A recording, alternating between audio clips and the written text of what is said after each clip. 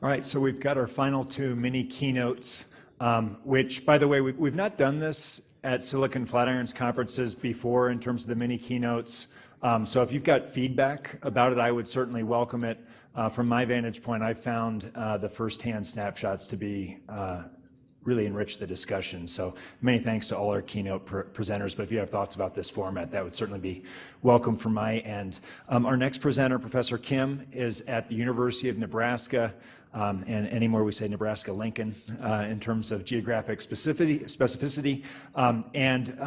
Like many of the presenters that we've had so far, Professor Kim has boots on the ground. She's out in rural parts of Nebraska, teaching, doing clinics, doing workshops, and really building capacity there. Delighted to have her here. Please help me welcome Professor Kim from the University of Nebraska. So hello, everyone. Last block of the conference, right? So before I introduce myself, let me ask kind of questions to all of you. How many of you, maybe raise your hand if you grew up in a place that has less than 10 million residents? Okay. Keep raising your hand if it was less than 1 million. What about less than 100,000? Less than 1,000? Less than 100? There we go. Well, I grew up in a place. I cannot raise my hand because I grew up in a city called Seoul, South Korea. Mega city that has more than 10 million residents. I grew up there for about 28 years. So now I'm in Lincoln. I came to Lincoln, Nebraska 3 years ago, where people call Nebraska middle of nowhere sometimes. But many rural Nebraskans consider that as a big city. So when I go to the rural Nebraska, they say, okay, you're the person from the city, huh? So it always brings me kind of interesting dynamics whenever I visit kind of rural Nebraska. So Seoul was quite not big enough for me, so I traveled a lot.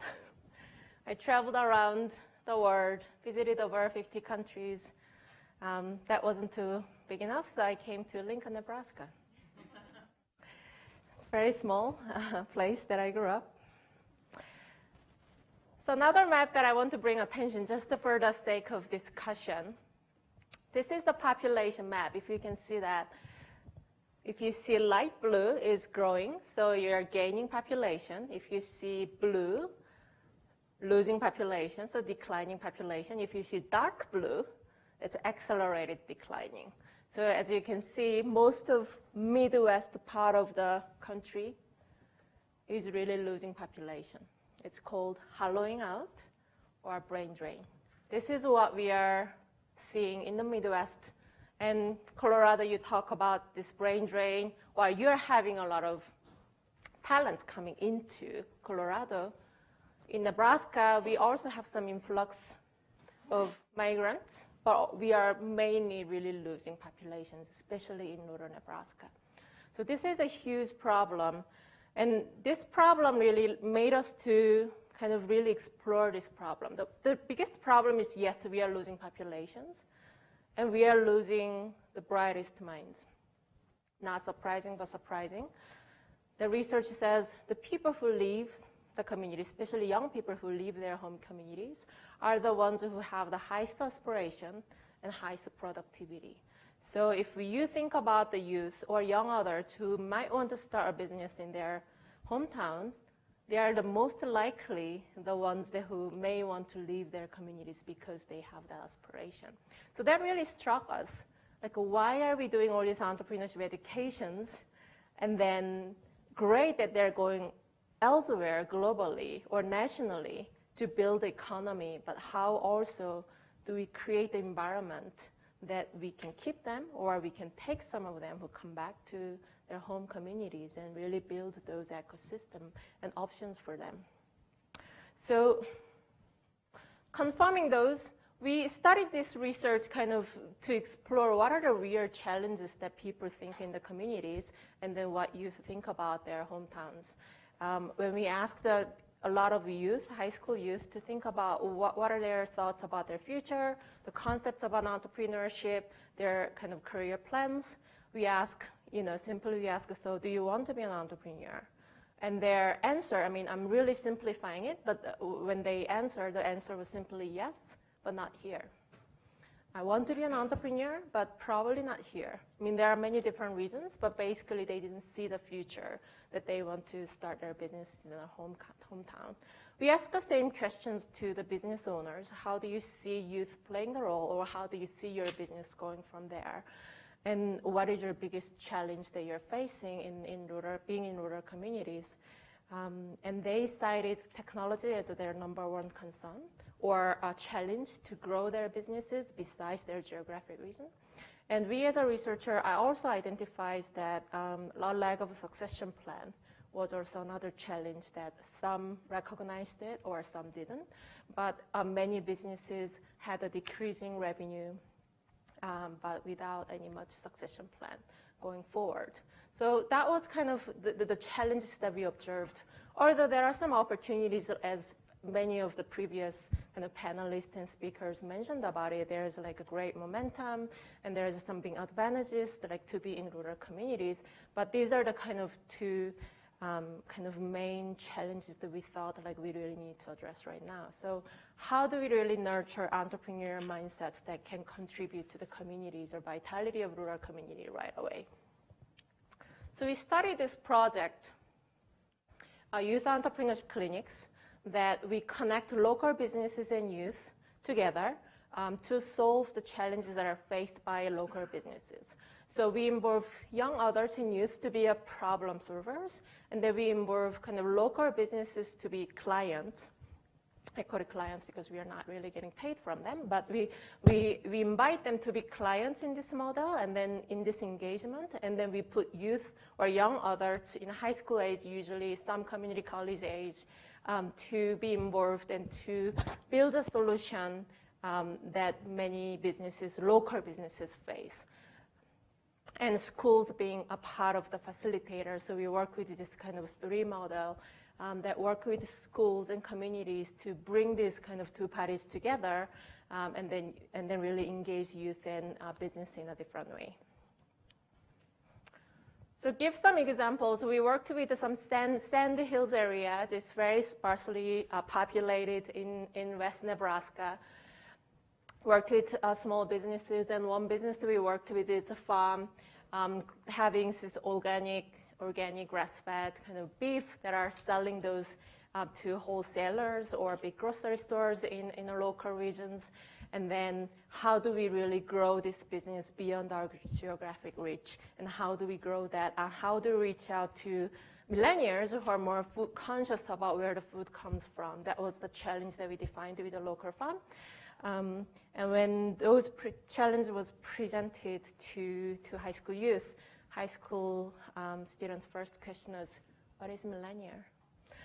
So they're called Generation Z or digital natives. They're like, what is millennial? They're like, I have no idea. So we started there. Okay, let's start what millennials means. And what are the kind of characteristics of millennials? What are the kind of general trends in the food industry is going? Why people care about kind of where food comes from? Or are there people there who actually care about where the food comes from? And then we let kind of youth to start kind of market research using a lot of entrepreneurship methodology and processes to really understand the scope of the market and where the business has its position in the market. And then they kind of came up with a solution, marketing solution, that can we create subscription-based kind of farm-to-door kind of meat offering to individual customers. So that was their solution they came about. So this was about 6-week program that they came up with a kind of marketing solution for businesses to expand their market. We had some other businesses to work. Some other businesses were wineries.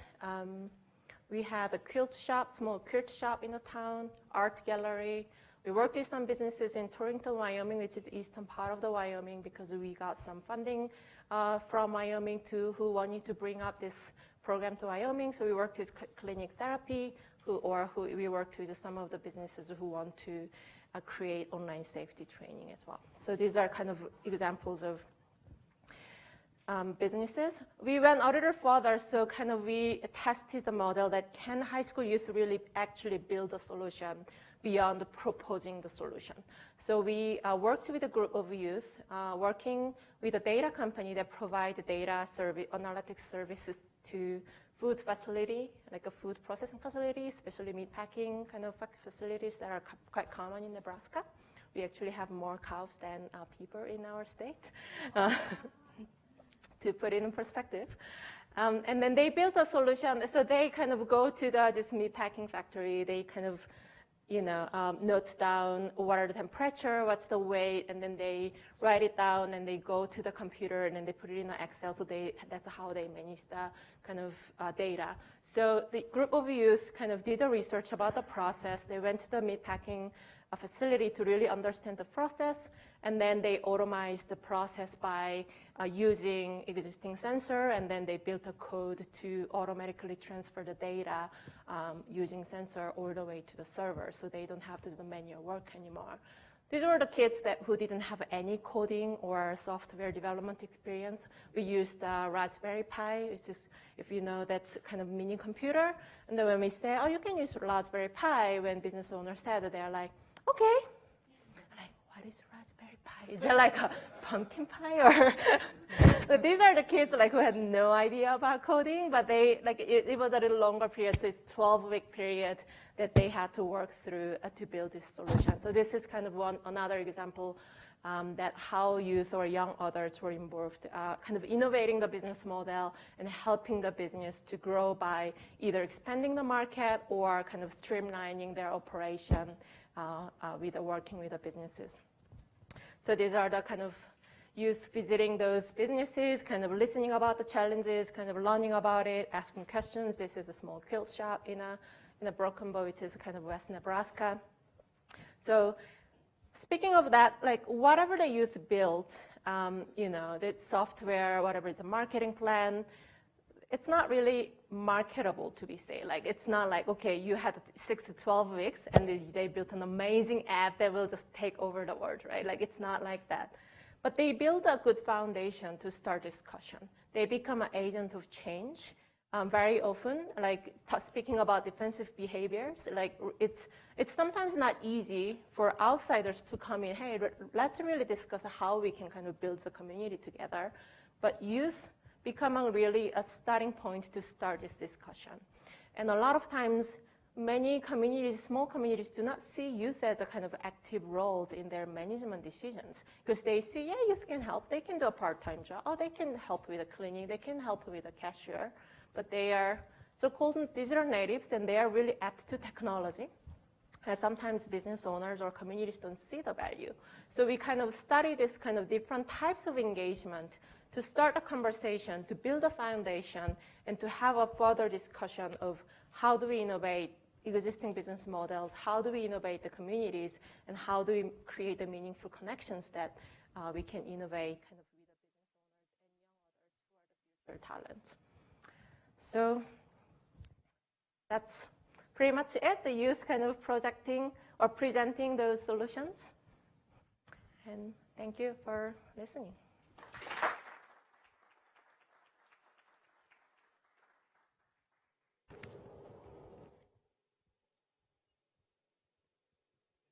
And in terms of 21st century education, so pushing entrepreneurship and teaching entrepreneurship in an experiential way down to high school strikes me as the thing that more and more high schools should be doing.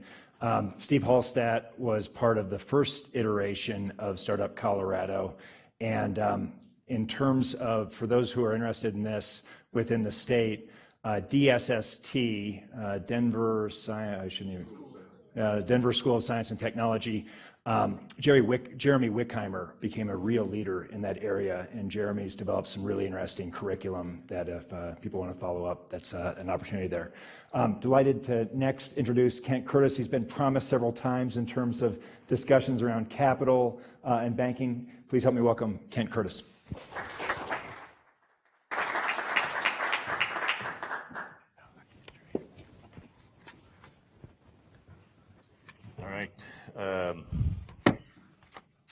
Best for last. class, maybe? Yeah, I don't know. I don't like that standard, by the way. So, and it is 5 o'clock. I am going to ask a couple questions, so be prepared. I'll try to warn you before I ask a question. I'm CEO of First Southwest Bank down in Durango, Colorado. It's a CDFI bank. You heard some other folks talk about community development financial institution in here. How many other bankers are in the room? Laura, okay. Entrepreneurship in rural America. Should we have banks present? Should they be a player in? I believe so. And I was kind of surprised when Brad called me and I told him I was a banker and he said, I still want you to come. So anyway, historically, banks were the ones that provided the capital for small businesses and entrepreneurs in rural America, right? And that's gone away, especially since the Great Recession. They're irrelevant almost today, obviously. They're not even here in the room. That's for several different reasons. One, the expense of federal regulations, merger and acquisition activity, the bigger banks coming in buying smaller banks. I think it's hurting rural Colorado and rural America, truthfully. I think the other thing is maybe the risk tolerance for the bank doesn't match up with the risk profile of an entrepreneur. So here comes a question. When a bank makes a loan to a small business owner, where does that money come from? Pardon? Go ahead, yes. It depends on the bank, but I guess in a community context, it comes from The depositors, right, in the community, they deposit money in the bank. That's actually where the money, when I make a loan to a customer, the check that I write is actually my depositor's money. So, last I heard, depositors want to get their money back pretty much whenever. Some depositors actually make a deposit one day and take it out the next day, by the way. So that's the problem that I wanted to try to solve, is how can we get banks to become relevant in rural America again? And so my solution is, after talking to Kelly, this. Actually, okay, I didn't know if that would go over or not, but I was sitting next to Kelly and I go, Kelly, that could be anything. I mean, you could have told that. Who knows what that is? So, anyway, okay, so a little groundwork real quick. Let's pretend you're the banker, you're the loan officer, and I'm a customer. I'm a small business owner, and I just scored a contract, and I've walked into your office, and I'm like, I'm going to use $1 million. It can be 100,000, but I can just do the math real quick on $1 million. I really need $1 million, maybe for some equipment, and I got to hire some employees. I already have 10 employees. I'm great for the community. And by the way, I want to mention that every banker I know, I've been a rural Colorado banker for over 30 years. I always wanted to say yes on a loan request. I couldn't always say yes because of the risk profile.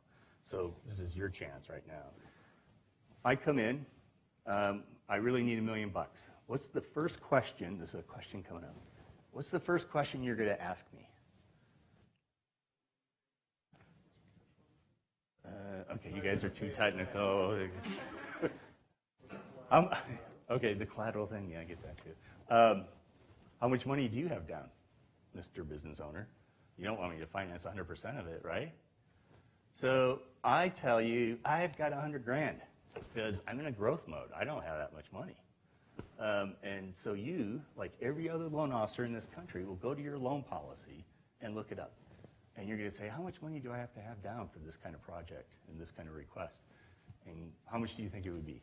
Just throw a number out there. Maybe half. That's like a super conservative bank.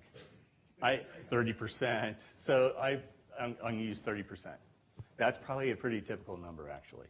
So the banker, you all are going to turn around and tell me, you're short $200,000. And you're going to say, I don't want to say no just yet. So, but what you're probably going to tell me is, you're short $200,000.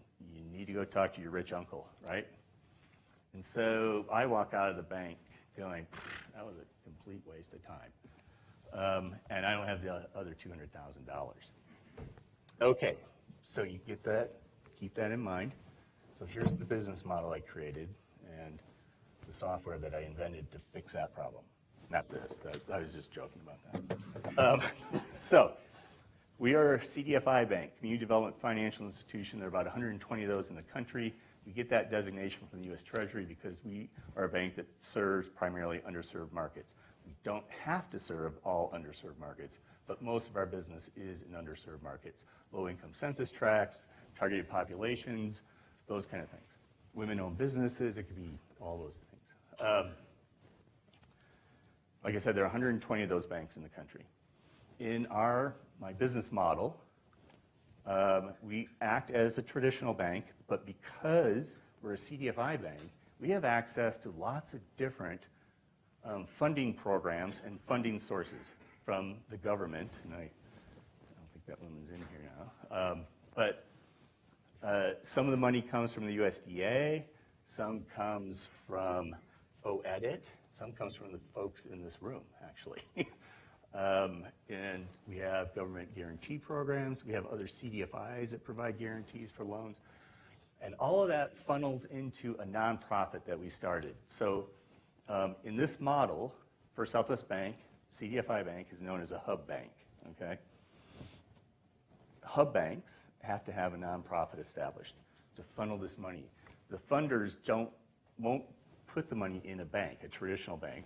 They want to put it in a nonprofit. So guess what? The nonprofit has money that it costs zero sometimes, or 1% or 2%. The nonprofit can actually make a loan, right? So in that first scenario where I talked about, where you said, oh, hey, Mr. Business Owner, go get $200,000, you're short $200,000. Where can the $200,000 come from? The community, the nonprofit, which is called First Southwest Community Fund for us, but so it's a nonprofit. So all of a sudden you can make the loan to me now. This is how it works. I come to the closing table with my $100,000. I'm signing loan docs for a $200,000 loan with this community fund down in Durango, Colorado, which, by the way, has pretty good terms, or can have pretty good terms. And I'm also signing a loan with the bank for $700,000, right? Voila, we can do the deal. So it kind of got complicated. So I designed this for my own bank, my own lenders. And we had so many different funding sources because they all have different parameters. Some want to help just rural Colorado businesses. Some want to have an impact on climate change. Some want to have charter schools. Some want to do,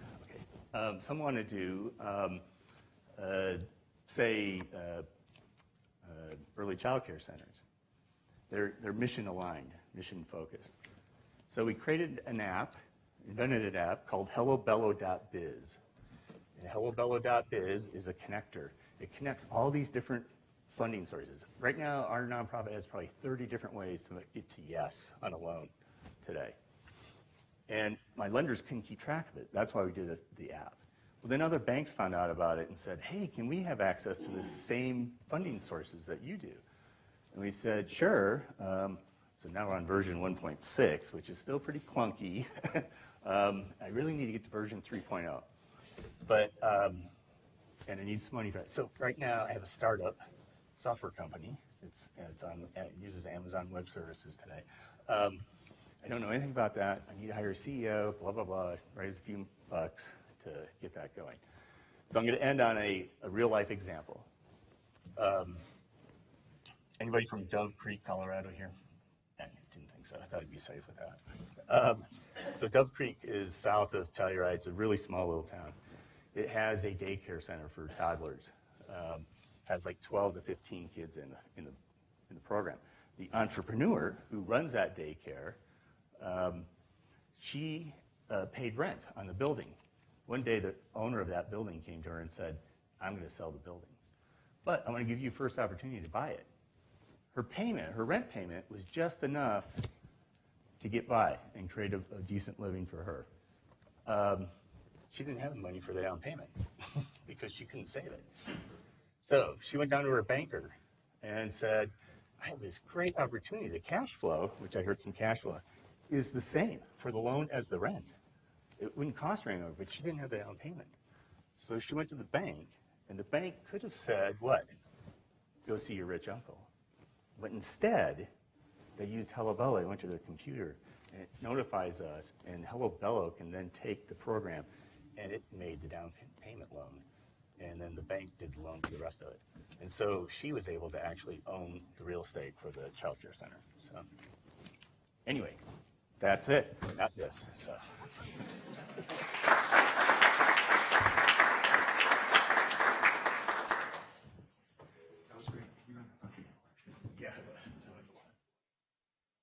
All right, so I'll invite the panelists for our final panel 3 to come forward. And this tees up really nicely the two topics of access to capital and skilled labor. Laura, take it away. Cool. Right, we have the coveted last spot between this conversation and beer o'clock, so try and keep it exciting for you guys. Just a reminder to anyone on the live stream, you can ask questions using the hashtag #SiliconFlatirons. For the last conversation today, we are talking about access to capital and access to talent. And we've got a great panel here with a bunch of unique perspectives. We've got the entrepreneur perspective, the financing side, as well as academia. And we've heard from most folks today, but if we can just run down the line and do a quick round of introductions before we dig in. You want to start, Kelly? Kelly Cox, software engineer, entrepreneur. It's Curtis, banker, nonprofit overseer, and software developer. Startup at 60.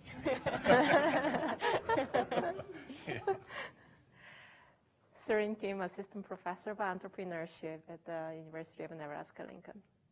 And I'm Andrew Schwartz. I'm a professor of law here at the University of Colorado Law School, where I teach corporations and contracts. Great. So we're going to start on a positive note. We know there's a lot of challenges around this topic, but curious if we can dive in with what are you guys excited about and what's working right now today when it comes to access to capital, both on the innovation side, any breakthroughs, and maybe, I mean, Kent, you just kind of started with HelloBello, but maybe you want to kind of kick us off on this topic. Sure. I do find that capital is out there. Venture capital, private equity, mission-aligned capital, which is really how HelloBello is probably going to be funded. I'm not sure the numbers, but I think there's over $1 trillion worth of private foundation money ready to be deployed, especially in a mission-aligned basis. And so that's exciting to me as a co-founder of HelloBello. So I feel more positive about that, actually. So. Mm-hmm. I'm curious, is anyone else on the panel? I mean, Andrew, if you want to chime in, you've done some really interesting work on the crowdfunding space and kind of sharing a bit about what you're seeing on the innovation side there.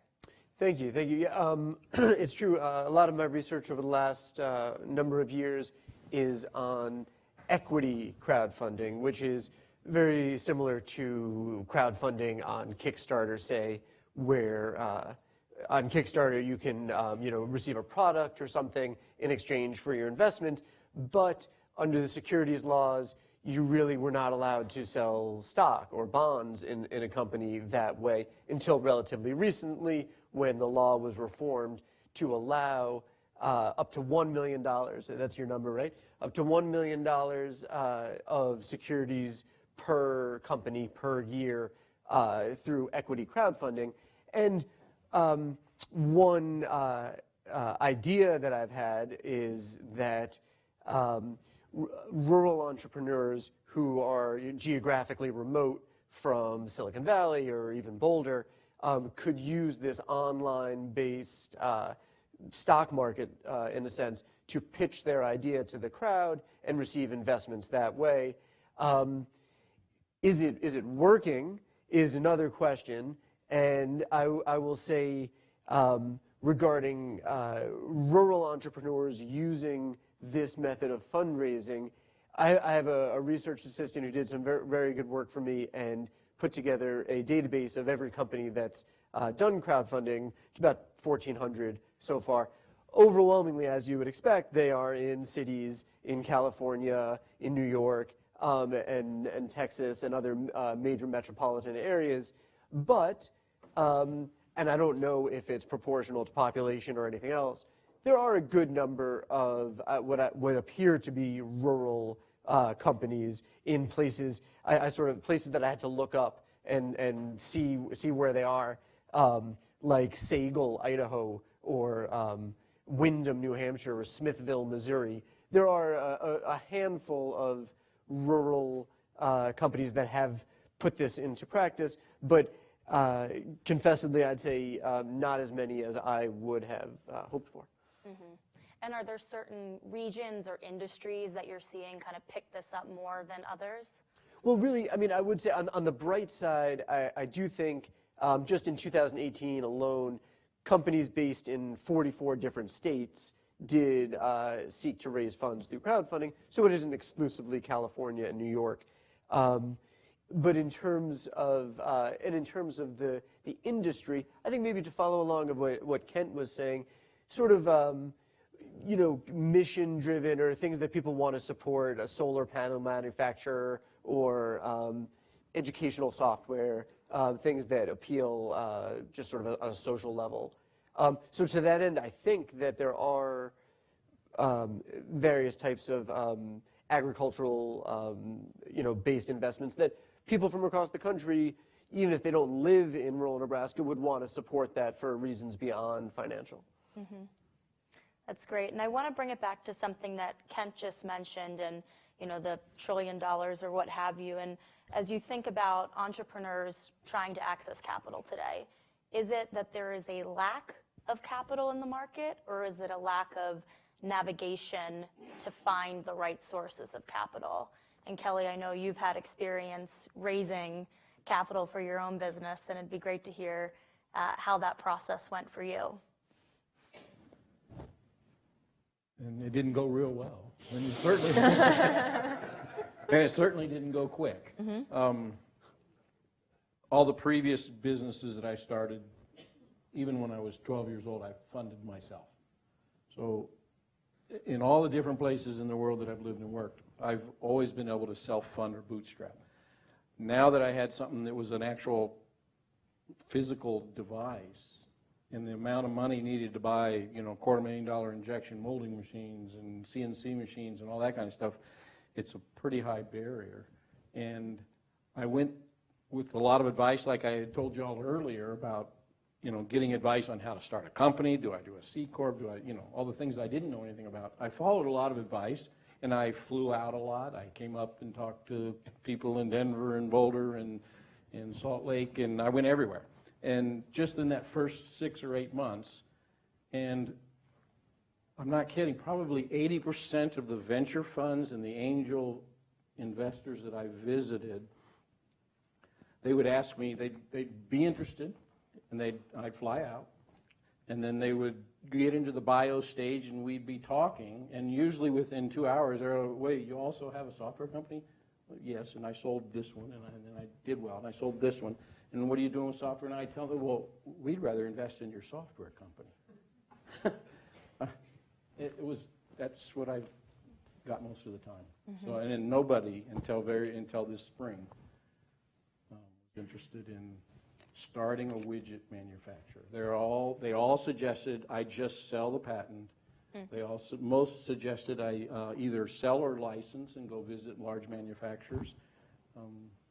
And my wife and I weren't interested in that. We specifically weren't desperate for the money, and we specifically both wanted to provide something for our local economy. And we actually even visited one of the largest irrigation manufacturers in the world. They're out of the Mid-East on the other side of the world, and they gave us a very large 7-figure offer for the patent, and we turned that down. We just couldn't find anybody that cared about manufacturing in the U.S. I would concur with that. I see that as a banker, especially on the Western Slope. The manufacturing, it's tough. That's why I was surprised when you said you were going to try to do that. But I think there's definitely a correlation between the scalability of an idea and capital availability also. So. Absolutely. And how did you end up getting funded? Was it angel funding or? It's an angel that's also fully capable of taking it into a worldwide manufacturing. But it was a surprise. Around Christmas last year, I got a call out of the blue, and it wasn't the first call I had like that, so I was very skeptical.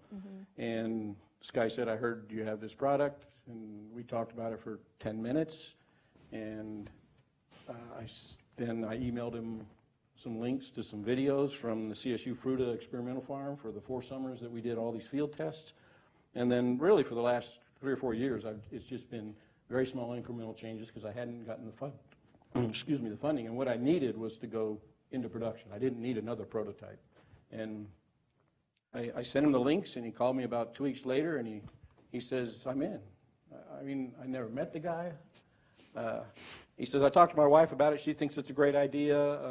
You know, we'll fund you. And he came up with an unbelievable, I mean, everything I'd learned about funding and what I learned by visiting different venture and angel groups, they all offered what I expected and what I was told that I would get. We'll take, you know, we'll put in this much. We'll put in $2.5 million. We'll start a factory. We'll give you 9%, you know, or we'll give you 12%. And you got to work for us, you know, for X number of years. And it was pretty standard of what I'd read would happen. And this guy offered something absolutely off the wall, totally out of the box, and I couldn't believe it. I told my wife, I said, I think that guy I just hung up with is either stoned or, you know, but he sent a representative. It's legal here now, so. I mean, he wasn't in Colorado, he was in Iowa. So, you know, I don't know. It was, I guess, it was a crazy conversation. I said, you know, we'll never hear from that guy again. And 2 weeks later, someone showed up and called and said, hey, I just flew into Montrose, and this fellow wants me to talk to you. He doesn't want anybody to know who he is for a while. And he's not like what I would call filthy rich. He's not even as big as some of the other people that I'd met with. But what he offered was out of the box. After the last 4 or 5 years of trying to raise funding, it was a no-brainer. And he can walk at any time. I can walk at any time up to 12 months. And I still own everything 100%, the patent. He wasn't interested in that. He was more interested in the fact that my wife and I were trying hard to keep jobs in western rural Colorado. And I'm hoping we can talk a bit now more on the talent and keeping jobs. And Surin, you're doing some really interesting work on the youth side, but hoping you can expand a bit more on what are you seeing, what's working when it comes to engaging and keeping people in their communities when it comes to talent. Right. I think we have great entrepreneurs having existing businesses, right? It's easy to look at kind of new entrepreneurs coming with kind of fancy technology-related, software-related ideas. And I've been to a lot of those kind of workshops, and especially around the youth entrepreneurship education, you're constantly invited to come to Shark Tank types of pitch competition, idea competition, you know, having local entrepreneurs sitting to give a judge or to give a little bit of, you know, rewards to nurture their ideas, which I think is really important and great. And the reason that we started focusing on kind of high school youth and young adults was because that's the oldest generation in the rural communities who might be leaving very soon. Because that's their kind of, they got to the age, okay, we are grown up, we got all of our educations, and they may leave for college, or they go for other different jobs, and then they may come back and they may not come back. And we have another group of people who are, I think, in rural Nebraska, and I see this trend in other states, in Midwest states as well, that they come back to rural communities for family reasons. So after they leave for the job and better education, and then when they start to have children, they come back to their hometowns, living with their parents for the children to have grandparents, and very often they explore entrepreneur path. Often because that's the only option. And I think if we are talking about those kind of populations, are we really nurturing them and then helping them to grow in rural communities, and then are we really treating them as a potential entrepreneur talent? I think that's really the question we had, and I think it's been working well so far. It's been great that a lot of existing businesses didn't see youth as a potential innovators in the business decision making. I think that's a big kind of win, that we see that by involving young adults and youth as part of this business operation and thinking about innovating or building a solution and innovating the business model, building kind of technology-driven products for the existing businesses in rural communities. I think that kind of creates the bridge between existing businesses that could have a growth potential, and then who really worked hard to get to the point of operations, and then involving kind of young talents who are coming back to their hometowns or who've grown up in their hometowns, kind of as part of the talent pool. That's been working. I mean, by no means we are kind of in the stage of like, yeah, this is perfect. This is still, we have a long way to go, but it's been an interesting untapped kind of area that many people didn't really think about before. And you said something really powerful during your presentation, that when you talk to the youth and then you ask if they want to be an entrepreneur, they say yes, but not here. And so when you think about kind of the tactical things that you're doing with the community, how do you change that mindset and that narrative? What are some of the things that you guys are implementing? Right.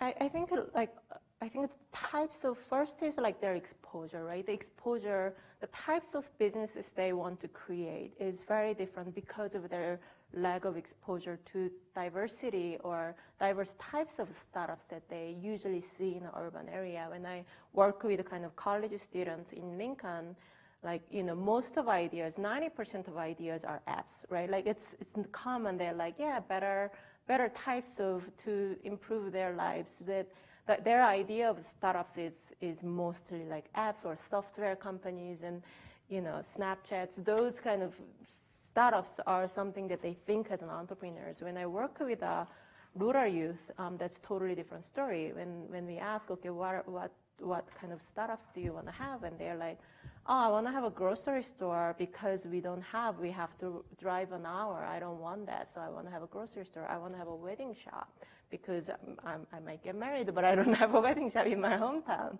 So we kind of worked with those youth. Okay, let's calculate that. Let's do the simple math of how long it's going to take you to create a wedding shop in a space for renter, and how long it's going to take to get the break even. And number is not right. I mean, we are talking about 1,000 residents and how many of couples will get married in that town to rent a space, and it's not fun. It takes years.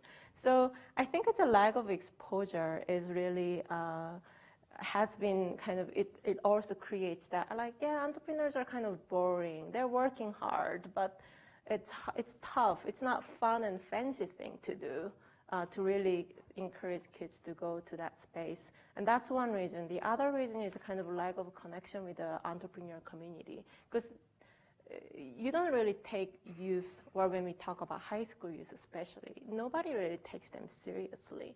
Like, you know, and I think it's also because it's a tightness that can be also really big advantage that, you know, they're the kids coming of my friend's daughter.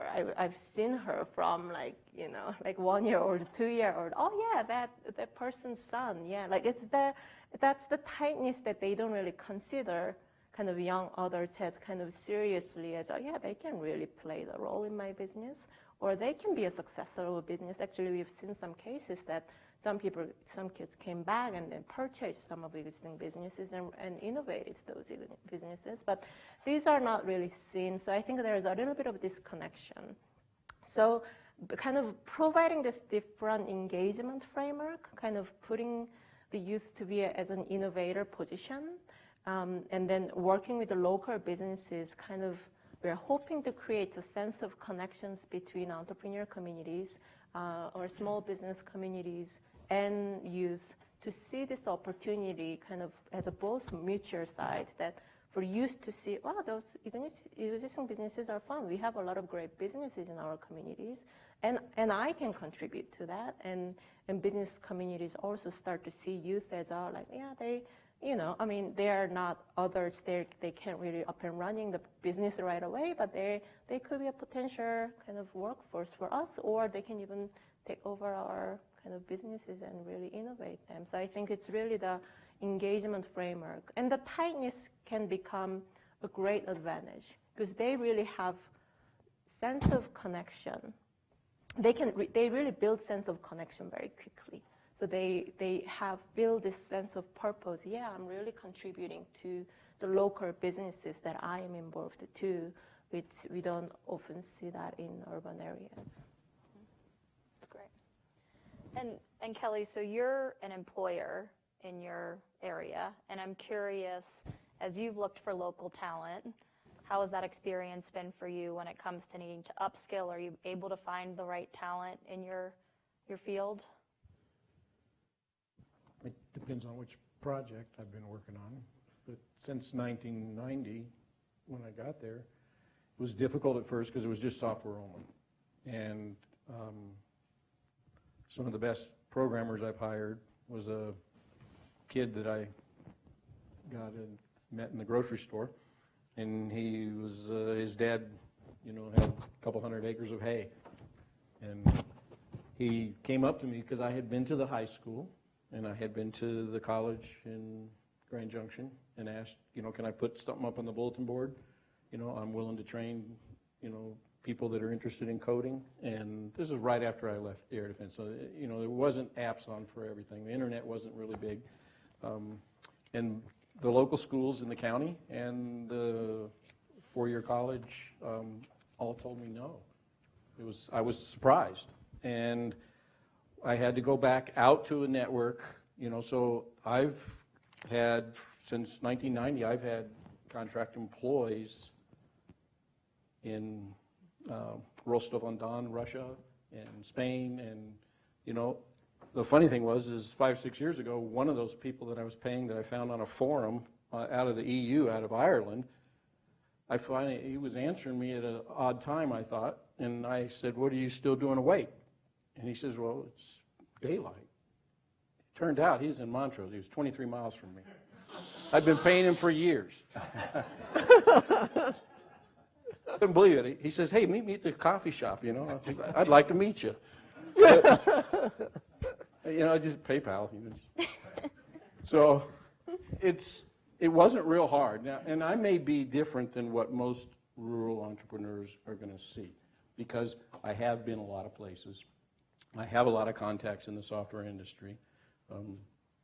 And even pre-internet days, I really didn't have any trouble. And with the new project, the widget stuff, it's been a learning experience because it's new for me, this hardware stuff, and I've become really good friends with guys that own CNC machines and routers and lathes. And the funny thing there also is 12 miles from me, there's a retired guy, and he took as his final retirement payments and all that, a $250,000 mill, and he built him a garage around it on the edge of a onion field that's 6 miles from me. And I stumbled upon him in the grocery store also. And he's a genius at manufacturing. He worked up in the Front Range all his life for some big mold-making companies. And so I think that talent is there. I mean, when I needed some video stuff done a couple of years ago, I found a guy who's a current active A-list Hollywood actor up by Crawford. Really? In Crawford. I mean, if anybody knows where Crawford is, I think there's 12 people that live there. Yeah, I know. You do? So the Good talent luck. talent is, people choose, like we've talked about before, people choose, like my wife and I chose, to live there. They choose, and they come out of the woodwork. When you start leaving notes and you're telling people, and you stop in the grocery store and the post office and you tell them, hey, anybody know a good welder that can do aluminum? And a week later you get a phone call. So I haven't had any trouble, but I'm not the quiet entrepreneur that's never started something. I can be fairly extrovert and go out and find what I need. And it has surprised me that I can find almost everything I need within an hour of where I am. I rarely have to go to Grand Junction even to get something. Are there any other differing opinions on the panel as it relates to talent? Well, let me add just a point. I mean, you know, I don't know this as a statistical matter, but anecdotally, I've seen it amongst, you know, friends of mine across the country, and, you know, very much of what Kelly was saying. And there was an article in the Wall Street Journal, I think on the front page, within just the last few weeks, talking about how there are plenty of professionals who pick up and leave San Francisco or New York or Boston and keep their job and go move out to, you know, Montrose or somewhere else. And I think this is, I'd say, increasingly happening. You know, again, I'm saying anecdotally, but I think we could expect to see more of it with, you know, information technology becoming better and better. And people, you know, if it weren't, if you didn't have to live close to the financial district to be a Wall Street analyst, probably, you know, half the Wall Street analysts might rather live somewhere else. And plenty of them, you know, are starting to. And so what I see, I'm just sort of thinking in my mind, you know, Kent was talking earlier about risk profiles and, you know, entrepreneurship is a risky endeavor. I could sort of see, you know, I don't know, it's not an organized movement, but you know, kind of a generation of professionals where you have, and almost all professionals of, you know, of my generation, both spouses work. So you might have a situation, and I've seen this amongst, like I've said, friends and colleagues, where you have one spouse that has sort of a steady day job, and then the other can start a business or try, you know, and do some other things. It's a nice symbiotic relationship where you have the reliable income and then the opportunity for entrepreneurial experimentation and such. And so I think that we might see, and so it almost doesn't surprise me, like what you're saying, that you're finding these folks out where you might have thought you would not have. And maybe that was true 30 years ago or 40 years ago. I'm not sure. I don't know if they can make a living out there 40 years ago doing, you know, Wall Street analysis or things like that. Mm-hmm. And are you seeing any innovations as you think about kind of the upskilling within local communities, particularly either in the education system itself or on the employer side, groups that are doing things to make sure that, you know, a student graduating from high school has more labor market ready skills to enter into the workforce? I think it's partly dependent on whether, like in Durango, there's a small college there. Same in Alamosa, Adams State. So I think you see a little more of that where there's these community colleges. Well, they're not community colleges, they're actual colleges. But I think that also is a model that needs to adapt, or else it's going to have issues too, just like newspapers and banks, basically, in rural America. So, but I think some of the colleges that you mentioned, I think used to be Mesa State, something else now, I think, but and Western State too, in Gunnison. I think they've been able to adapt and help do some of those things that you're talking about. Mm-hmm. Yeah, we're starting to see some interesting partnerships within the community college system with local employer bases that are actually coming in and redesigning curriculum so that those students can graduate ready on day one to start working, which is great, and you know, both donating equipment as well as kind of curriculum, which is interesting. So I'm curious if we could talk a bit about the technical assistance piece when it comes to entrepreneurship and when it comes to both, you know, learning the nuts and bolts of how to run a business as well as how to raise capital. And as you look at the communities that you're working with and working in, who's playing that role? Who should be playing that role? What's working? What's not working?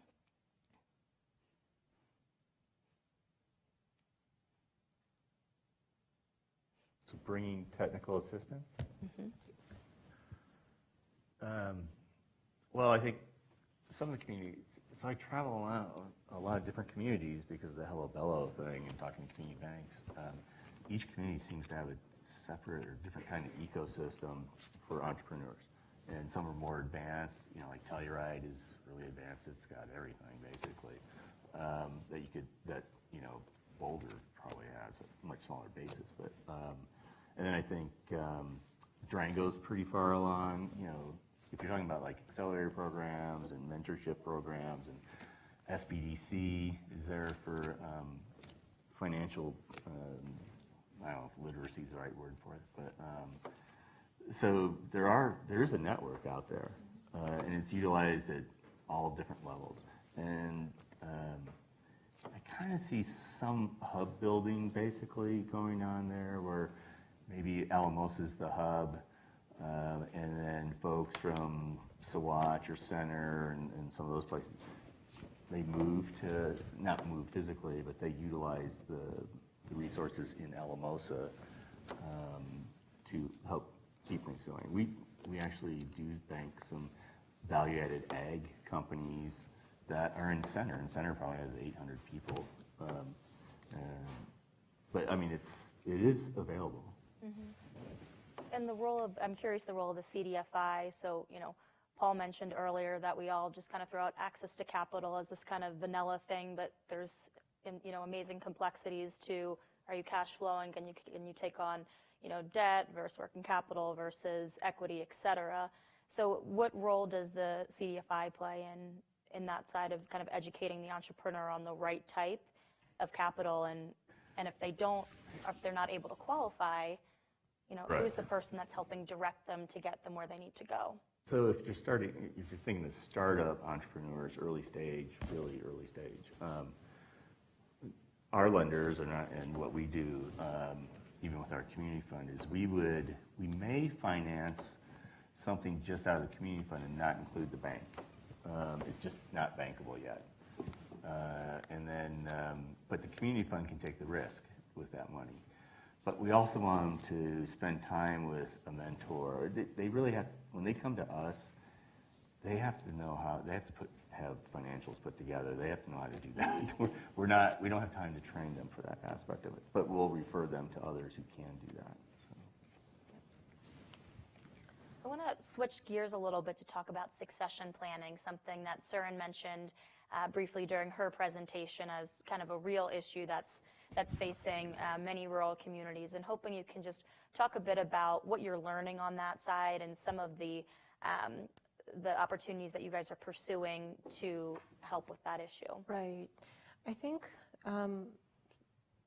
we use a succession plan, right? That itself is pretty kind of taboo topic to be discussed in many rural communities. We kind of ask the questions little indirectly. Okay, so when you retire, like what is your plan to do with this business? And many small, because we work with a lot of small businesses in rural communities, they're not, there are some companies like 200 employees, have their children having as a second generation of entrepreneurs, but there are also small businesses that have maybe 5-10 employees, operating to make living for some families. A lot of them study the business really as a self-employed and then grow a little bit, and they send their kids to colleges, and they send their kids to town and cities, and they have their life, and they're kind of ready to retire. And many of them, I think I saw the statistics that for farms in Nebraska, the average age of the farm owner is like close to 60. So, and small businesses are not that different. We've seen a lot of small business owners, and we ask, so what's your plan after you retire? And many of them did not have conversation with their family or any other people in the town. So, and another thing is capital, right? Like many of them had their heydays or peak days of their operation. Not every business is really growing, and so they're also worried, well, I don't know if somebody takes this business, then while we had a really peak days a few years ago or a decade ago, not sure if that family or if that business can survive. So that was kind of taboo topic, and we kind of asked around what is the topic around there. Some good, so we worked with some of those worked with Center for Rural Affairs, some government agencies to provide some workshops and provide a little bit of transition fund once they get it, and then they want to innovate some of their business models, and then we provide seed funding in partnership with government agency. That's kind of not traditional. It's not like a venture capital, and it's not a big amount of money, but it gives some kind of planning time for families and to start thinking about a little bit changing their business models, involving their family members, involving younger generation, and to start thinking about that. But that's really, we touched only shallow level of it, but most of businesses did not have a kind of how do we transfer our ownership, who's going to take over, who's going to be the business manager, who's going to be the decision maker. All of those topics have never been really discussed. So we kind of really starting to bring this up. With also some colleges who are in agriculture. It's funny that when I worked with some group of undergrad students who are in agriculture sector, and when we ask, okay, so who's your customer? And then they really work. What's fascinating about this rural business is like they're really working with the hard problems. It's not like it's not like you're living in this first world kind of problems, and you talk about all kind of apps, but they really work with like real problems they're facing. It is really fascinating. But when I ask who's your customers, like except for my parents, whoever, like I just don't want to work with my parents because they're not gonna, they're so stubborn and they're not gonna take my product as innovation for their farms or for their operations. So how do we kind of really bridge that gap? Bringing the whole family into the kind of space that we can really start having this conversation is definitely a topic that we just started touching that topic, but it's really something that we like to dig into more. So slightly different take on this, but a very real occurrence. In Durango, there was a small manufacturing company, so good jobs. I think this company had about 15 jobs. The founder of the company got into his 70s and wanted to sell the company. And I think he engaged a broker. And so that company actually could have moved anywhere in the country, maybe out of a rural area to a city area. But his top 3 staff members wanted to buy the company, actually, if they could. And of course, they didn't have a lot of money for the down payment example that I mentioned earlier. But we were able to put together, based on some guarantee programs and some foundation money, we were able to bridge the gap, the risk gap there. And actually, it was almost like a leveraged buyout because it's mostly stock. But that's been about 3 years now, and that company has taken off, and they've added more employees. And again, HelloBello, I think, can package those things for other rural community banks in rural communities, so that those jobs aren't going to leave. So. Great. Yeah, I know under the Polis administration and OEDIT, they now have an individual that's solely focused on employee ownership models, and kind of pushing that ESOP model is becoming increasingly popular. I think the ESOP model is a little beyond us, but this situation where, and actually, there were 3, and then one of them didn't get along with the other 2, and so now they're down to 2, but which actually created a whole nother lending opportunity. So it worked well. So I probably should talk to these Polis people and see what they're talking. So on the policy side, have any of you seen anything interesting, either Colorado focused or nationally, that's really innovative and helping to either bring additional capital to the space or really helping to drive on the talent pipeline side that you're excited about? Yeah, I mean, I mentioned this briefly in the primer, but I think the exciting part about capital is traditionally venture capital works with software companies only. I mean, not only, but mainly. It's a big portion of the venture capital was software development. I myself is from MBA and studied entrepreneurial management. all we like really biggest portion of the study was really know how to pitch to those investors. And then, if you can think about it, like we have internal joke of, like, so how many months you are gonna take to get to the million or billion or unicorn level? So it's all about, like jotting down the numbers. You have like 10x growth, 20x growth every month, and then you will reach to the millionaire, billionaire status in a year or two. And that's what the traditional kind of bubbles that in Silicon Valley and then many other big cities had. And that's kind of how the whole venture capital market has been working in the past kind of decades. But the thing is, most of businesses don't grow that way. And 98% of businesses don't get funded and they don't grow that way.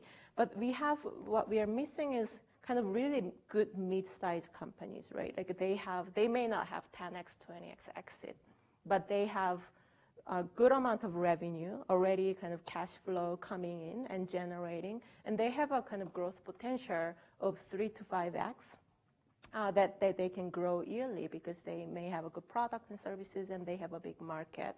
So I think that I see some exciting opportunities to see that there's some little movement nationally to see that let's find those businesses and let's build a very different venture capital model to kind of invest in this type of businesses that may not have 10x and 20x exit, but let's start putting our money, let's discuss our different equity model, and to put some money in. We may not get this 10x and 20x, but they're generating revenue, so their equity will be a little bit different. So I think that's exciting to start.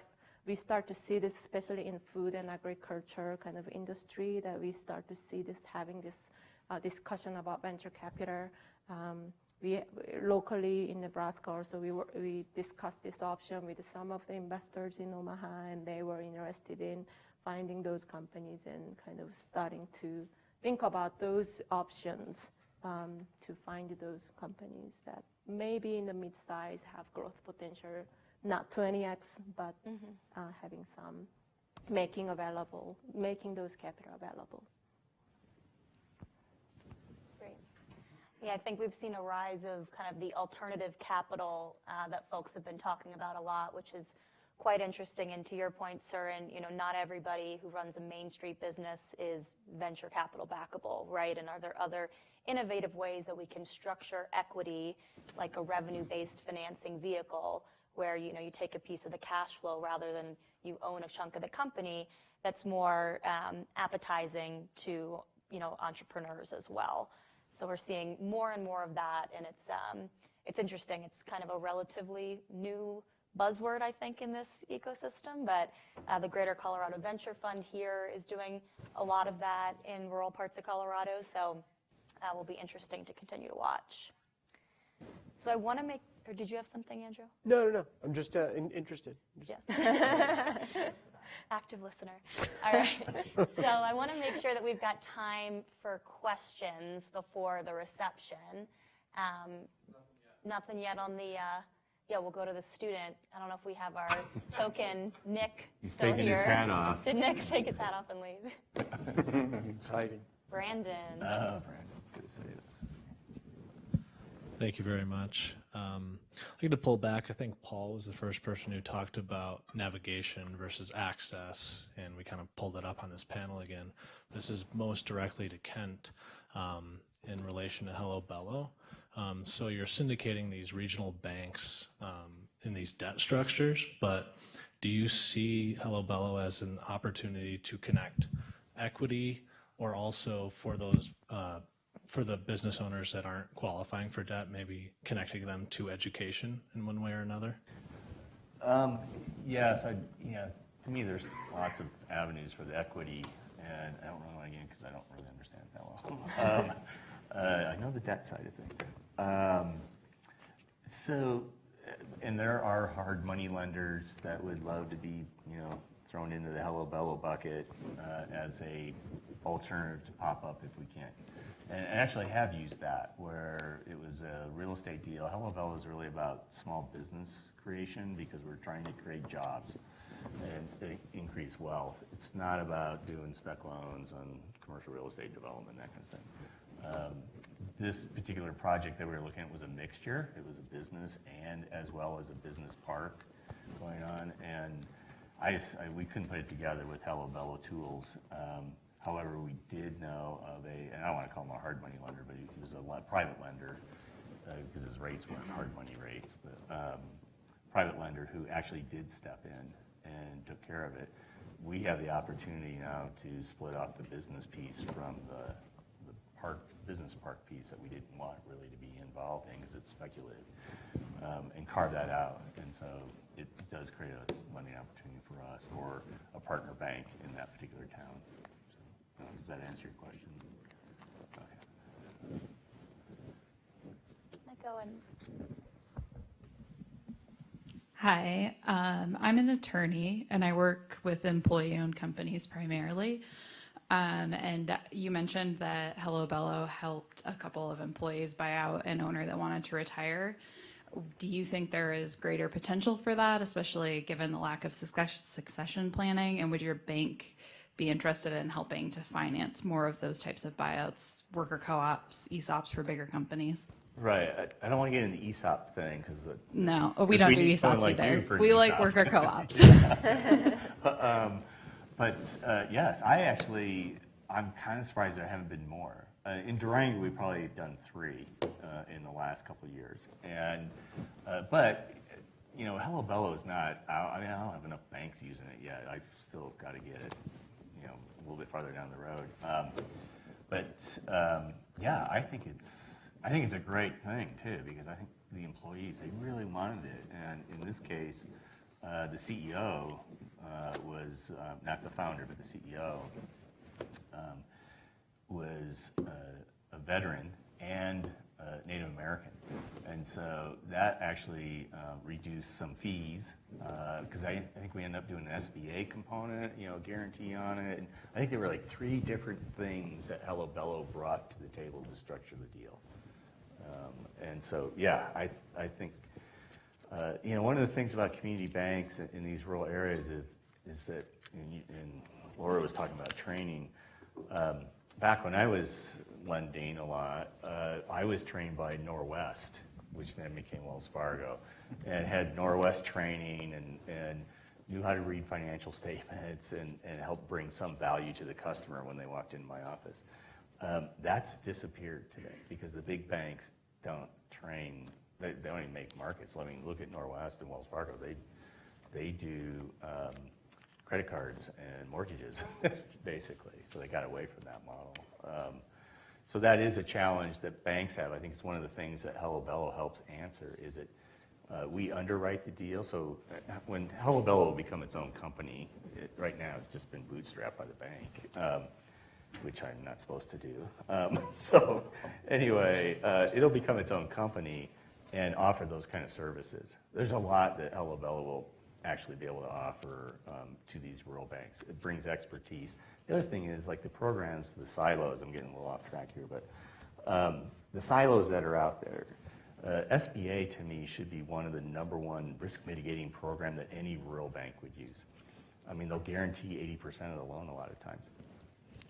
In Colorado, there are approximately 80 rural chartered banks, okay, that have charters actually in a rural community. There's other banks that serve rural Colorado, but they may not be chartered rurally.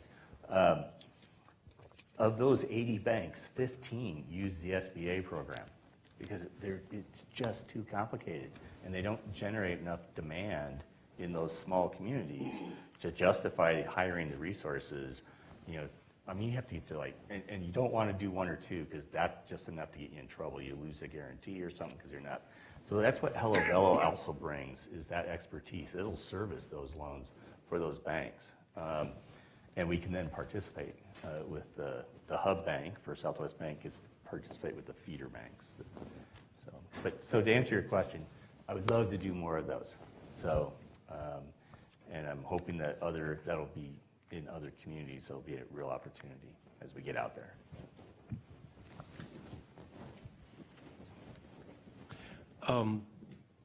This has been a wonderful day. articulating a lot of issues of interest.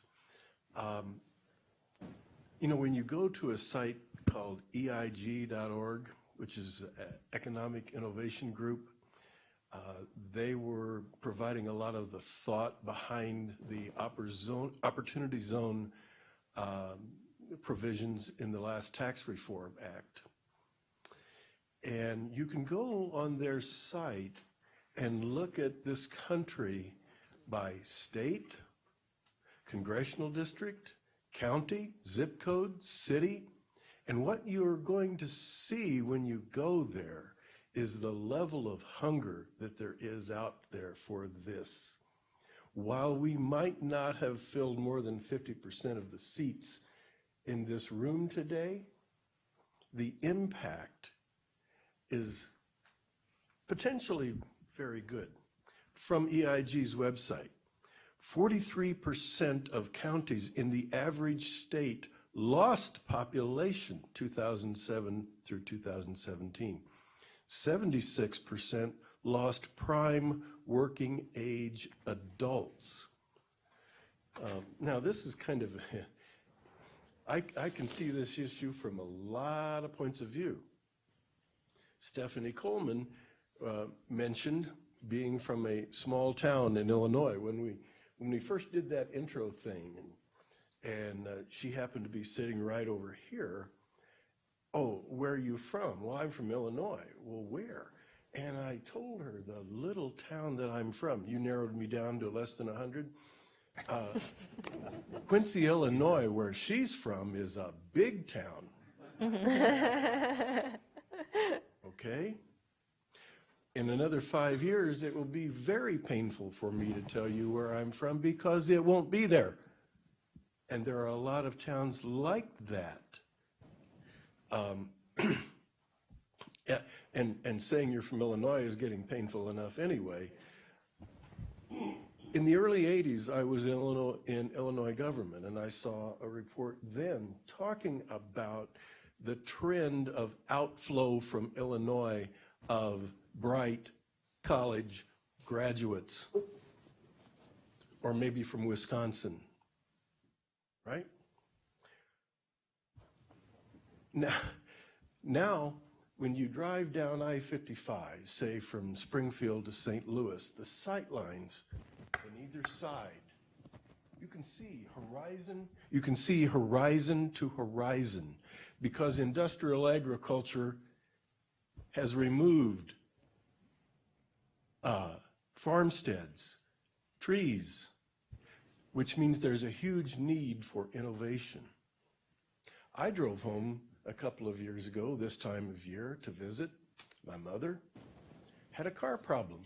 My cousin picked me up on the side of I-55, and on the way there to my mom's house, he said, yeah, I know a guy that farms 90,000 acres. And the immediate thought that came into my mind was, you don't farm 90,000 acres without Roundup. Now, if you want to do something about Roundup in your food supply, take innovation to these small places and give an alternative. Good question. Thank you. And that EIG website, I will recommend it. It's great. There's some really great hard data on there for a lot of the topics that we're talking about. All right, we've got one final question. Mr. Paul Major. The pressure's on. What are we serving for cocktails? Specific question for Kelly. Laura was asking her this theme about when you're hiring. Are you hiring based on their resume or their education, or are you hiring based on skills? I think I know what the answer is. And then what happens once you hire them? What kind of upskilling are you doing? So that, you know, take one of your coders.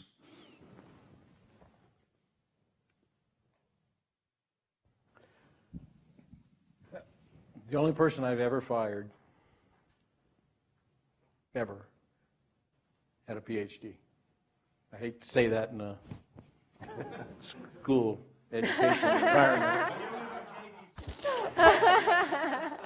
The best programmer I ever hired was here in the U.S., in Delta. And, you know, because I couldn't get a phone line out where I bought land, I did rent a place in town, and I was able to keep it hidden for 4 or 5 years. I didn't go there often because all the employees worked wherever they want to live. My longest employee lives somewhere in Tennessee, I think. And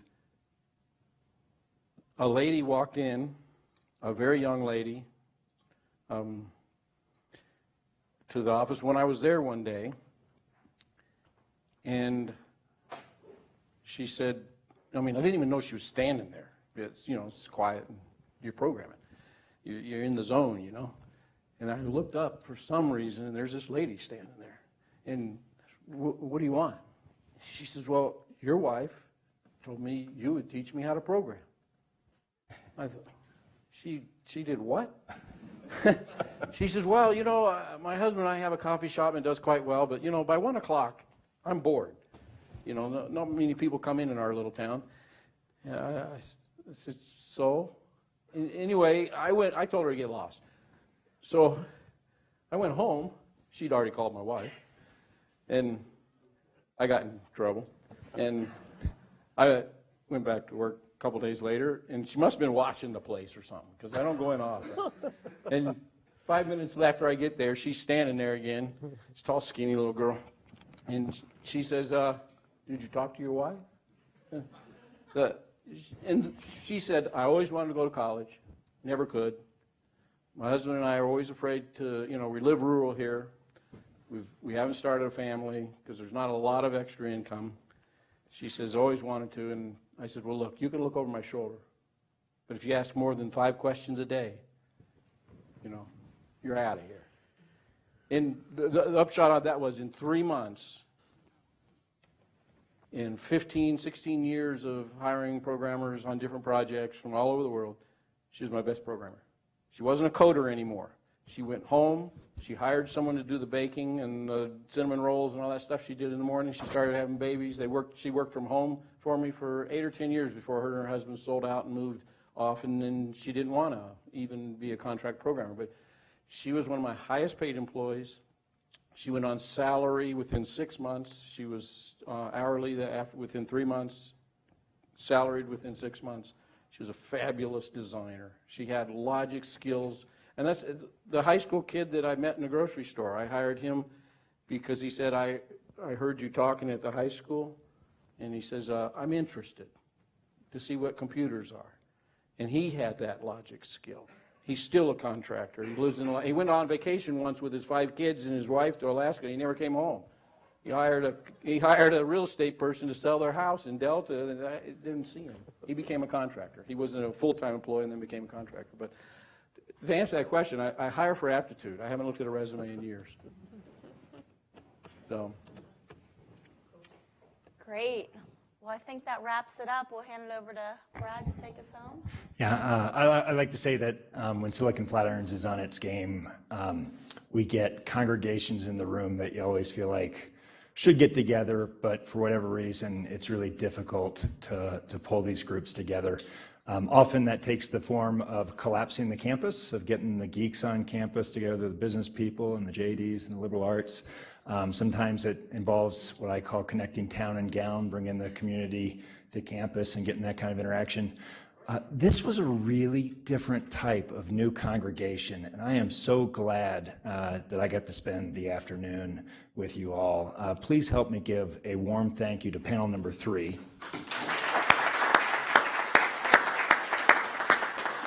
And please join us. I don't know what exactly is on tap, but we do have a reception next door and looking forward to continuing the conversations.